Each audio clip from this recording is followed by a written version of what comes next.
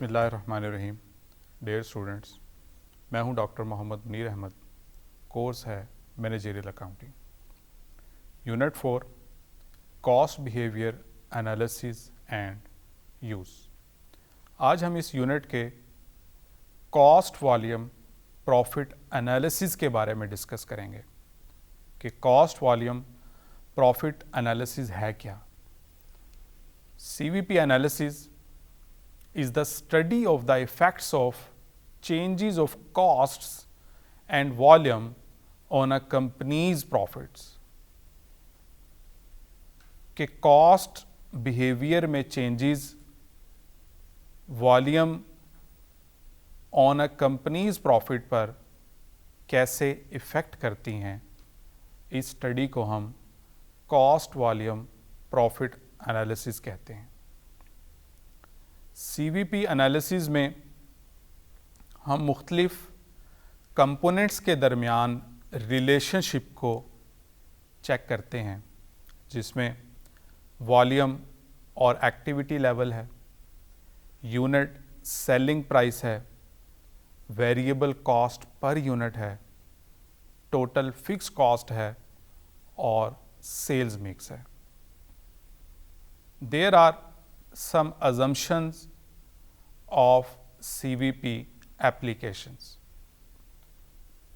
उनमें सबसे पहली assumption ये है, the behavior of both costs and revenues is linear throughout the relevant range of the activity index। कि revenues और cost के दरमियान लीनियर रिलेशनशिप होना चाहिए उस पर्टिकुलर रेलिवेंट रेंज में of the activity index. The second assumption is all costs can be classified as either variable or fixed cost with reasonable accuracy। कि mixed cost को CVP analysis में use नहीं किया जा सकता। Third assumption is changes in activity are the only factors that affect cost। इसके अलावा कोई और फैक्टर्स ना हो, like increase in material prices, increase in labour cost, increase in fix cost. तो सिर्फ वो फैक्टर्स जो कॉस्ट को अफेक्ट कर रहे हैं उनको हम कंसीडर करते हैं। All units produced are sold. कि जितने यूनिट्स हमने प्रोड्यूस किए हैं वो तमाम के तमाम सेल भी किए जाए। The last assumption is when more than one type of product is sold, total sales will be in a constant sales mix। कि जो प्रोडक्ट की कम्बिनेशन है, सेल्स मिक्स है, जो उनका प्रोपोर्शन है वो सेम रहना चाहिए, उनमें चेंजेस नहीं होनी चाहिए। So there are some assumptions of CVP analysis। In CVP analysis applications, the term cost includes manufacturing costs plus selling and administrative expenses। कि CVP एनालिसिस करते हुए हम जब भी वेरिएबल कॉस्ट की बात करेंगे, जब भी फिक्स कॉस्ट की बात करेंगे, तो उसमें variable manufacturing as well as variable selling and admin expenses भी शामिल करेंगे। इसी तरह फिक्स कॉस्ट को जब हम रिपोर्ट करेंगे तो उसमें fix cost selling expenses, fixed cost manufacturing से एसोसिएटेड, वो दोनों रिपोर्ट करेंगे। Like we will use Virgo video company as an example. Relevant data for the DVDs made by this company are as follows: unit selling price $500, unit variable cost $300, जबकि जो total monthly fix costs हैं date are $200,000. Now we will see how to perform CVP analysis. CVP analysis perform करने के लिए one of the main key relationship is contribution margin. Contribution margin is the amount of revenue remaining after deducting variable cost. Total revenue से variable cost deduct करने के बाद जो amount बच जाती है, this is known as the contribution margin. The CM is then available to cover fixed costs and to contribute income for the company. Virgo video sales की examples लेते हुए हम ये देखते हैं कि अगर वर्गो वीडियो 1000 DVDs सेल करती है इन अ 1 month, तो total sales will be $5 lakh and variable cost will be $3 lakh by multiplying with the number of units. In this way, the contribution margin will be $2 lakh. Total sale से variable cost हम deduct करेंगे, means 5 lakh से 3 lakh minus करेंगे and we will get the contribution margin that is $200,000. Contribution margin को per unit में भी calculate किया जा सकता है. उसके लिए जैसे हमें ऑलरेडी डाटा में गिवन है कि यूनिट सेलिंग प्राइस 500 है और यूनिट वेरिएबल कॉस्ट 300 है. यूनिट सेलिंग प्राइस 500 से 300 पर यूनिट वेरिएबल कॉस्ट जब हम डिडक्ट करेंगे, we will get contribution margin per unit that is $200. Dear students, contribution margin ratio calculate करने के लिए we will divide contribution margin per unit to unit selling price. इस example पे हमारे पास contribution margin $200 है, जबकि यूनिट सेलिंग प्राइस जो है वो $500 है. जब 200 को 500 से डिवाइड करेंगे, we will get contribution margin ratios that will be 40%. Dear students, another important aspect of CVP analysis is the preparation of CVP income statement.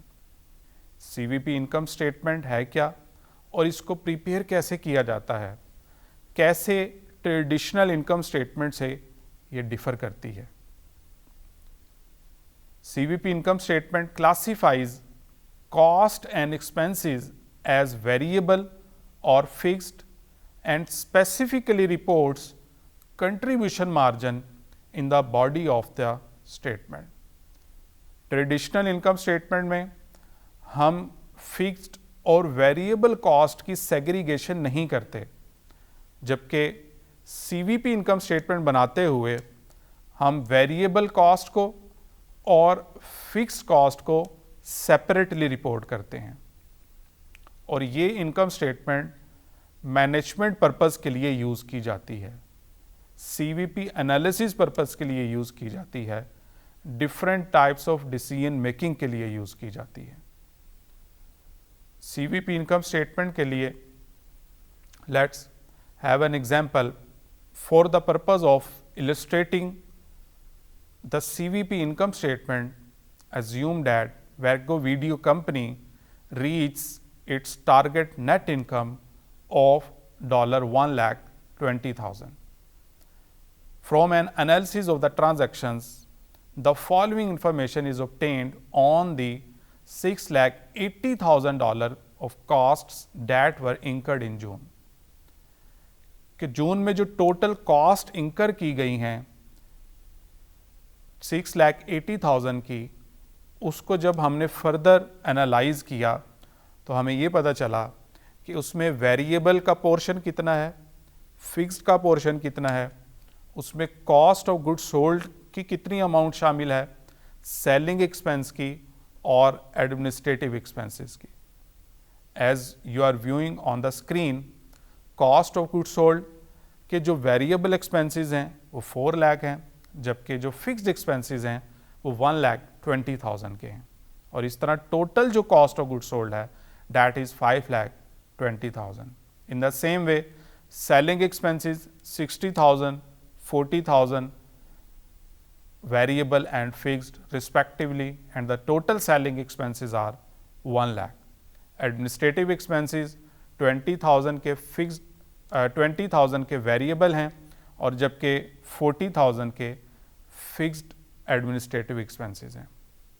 तो इस टोटल 6,80,000 की कॉस्ट को हमने सेग्रीगेट किया, उसको फर्दर बाइफरकेट किया, तो हमें ये इंफॉर्मेशन मिली। अब इस इंफॉर्मेशन को कैसे सीवीपी इनकम स्टेटमेंट बनाने के लिए हम यूज़ करेंगे, किस तरह से हम सीवीपी फॉर्मेट के मुताबिक इनकम स्टेटमेंट प्रिपेयर करेंगे। Now have a look on the screen and you are viewing that कि एक तरफ ट्रेडिशनल फॉर्मेट गिवन है and on the other side CVP format given है। ट्रेडिशनल इनकम स्टेटमेंट बनाने के लिए we just mention sales that is 8 lakh और cost of goods sold जो मैन्युफैक्चरिंग एक्सपेंडिचर से रिलेटेड है 5,20,000 we will deduct and we will get gross profit 2,80,000। Operating expenses में selling expenses हमारे शामिल हैं, एडमिनिस्ट्रेटिव एक्सपेंसेस शामिल हैं, and total operative expenses we have 1,60,000, and after deducting total operative expenses from the gross profit we will get net income that is $1,20,000। जबकि दूसरी तरफ जो हमारा इस टॉपिक का मेन कंसर्न है सीवीपी फॉर्मेट के अकॉर्डिंगली इनकम स्टेटमेंट प्रिपेयर करना। सीवीपी फॉर्मेट के मुताबिक इनकम स्टेटमेंट प्रिपेयर करने के लिए सबसे पहले हम सेल्स माइनस करेंगे और उसके बाद जितने भी वेरिएबल एक्सपेंसेस होंगे, चाहे वो मैन्युफैक्चरिंग से रिलेटेड हों या सेलिंग या एडमिनिस्ट्रेटिव से रिलेटेड हों, उन तमाम को हम डिडक्ट करेंगे टोटल सेल से।